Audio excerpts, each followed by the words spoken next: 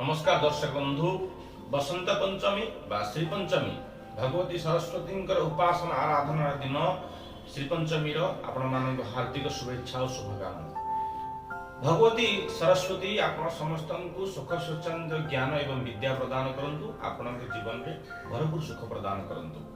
तेबे आपण मान आम स्वागत करछु हमर यूट्यूब चैनल श्रीवास्तु.in। दर्शक बंधु बहुत दिन पर आम पुणी आपण पाखु आसछु श्री पंचमी विशेष तथ्य को आपण पाखे उपस्थापन करिया। दर्शक बंधु आपण चिंता करंतु वर्षरे दुई पक्ष अनुसार 24 गोटी पंचमी पड़े, किंतु आज दिन को ही स्वतंत्र भाव में श्री पंचमी कहीं कह जाए। श्रीर एक स्वतंत्र महात्म्य अच्छी। श्रीर अर्थ होची श्रेष्ठ। तेबे समस्त वर्षर 24 गोटी पंचमी मध्यरु आजिर पंचमी होची श्रेष्ठ पंचमी। विद्यार्थी मानक पई एवं सांसारिक व्यक्ति विशेष पई जो माने ज्ञान आहरण करिया पे आग्रही, जो माने जिज्ञासु से मानक पे आजिर दिनटी बहुत शुभंकर बहुत उपकारी। तेबे श्री पंचमी रो विशेष अर्थ होची आजिर दिन रे जे भगवती उपासना करा जाए तार फल शतगुणित ही आपण मानक पाखकू फेरी आसे।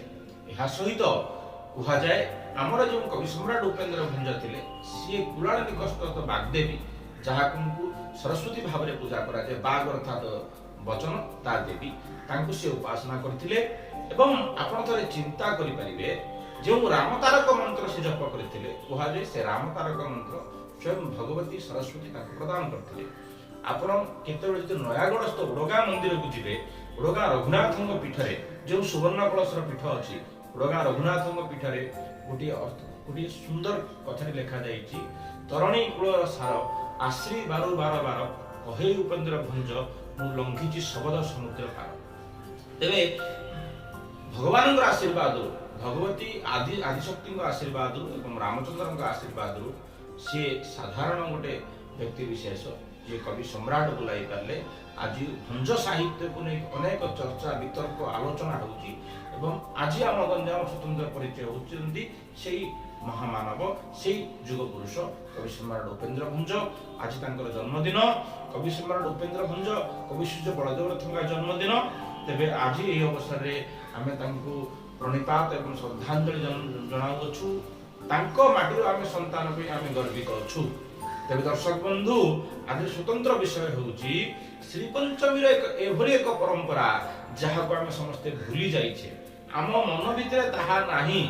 सही परंपराटी होची श्रीफल धरा परंपरा। पूर्व काल रे ग्रामांचल रे जो चाटशाली थिला बा जो विद्यालय थिला सेठी जो आचार्य माने पाठ पढौथिले पिलांकु से माने श्रीफल धरुथिले। श्रीफल धरार एक स्वतंत्र विधान कोन अछि। चतुर्थी दिन सरस्वती पूजा करा जाए एवं सेठी जो श्रीफल पूजा करा जाए जो श्रीफल को 10 वर्ष आयुर पिला माने धारण करंती से मानक पे स्वतंत्र भाव में श्रीफल निकटस्थ पुष्करणी रे पोता जाई थाए। प्रातः पूजा अर्चना सारिबा परे समस्त शिक्षक शिक्षयित्री एवं छात्र छात्री से पोखरी को जानती स्वतंत्र भाव में वंदापना पूर्वक एक पूजा हुए एवं से पोखरी मध्य जो श्रीफल को पिलाए तोड़ी आनती से श्रीफल को फूल धूप दीप गंध पुष्प नैवेद्य दे धरी संपूर्ण ग्राम परिक्रमा करती एवं कहा जाए जो माने श्रीफल धरती से माने विशेष ज्ञान बा प्रज्ञा बा भगवती स्वतंत्र आशीर्वाद प्राप्त करती। आपण अनुमान करंतु ए परंपरा आज नहीं। आजिर परंपरा ये नुह।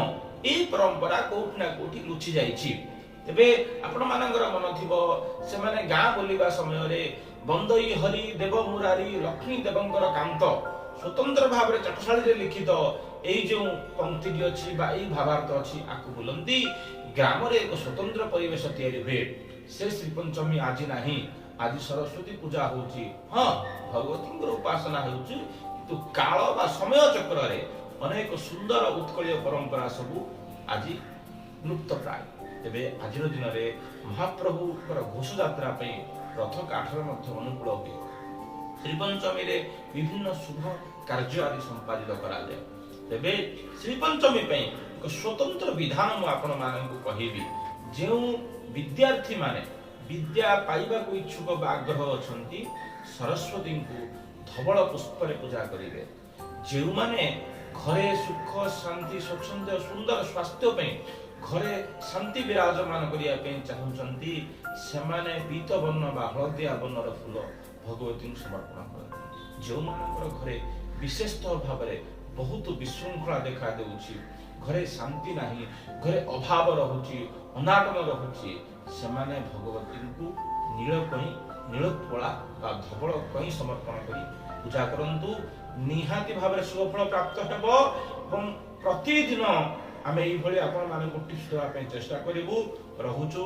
ଜୟ ଜଗନ୍ନାଥ, ଜୟ ମା ଭଗବତୀ।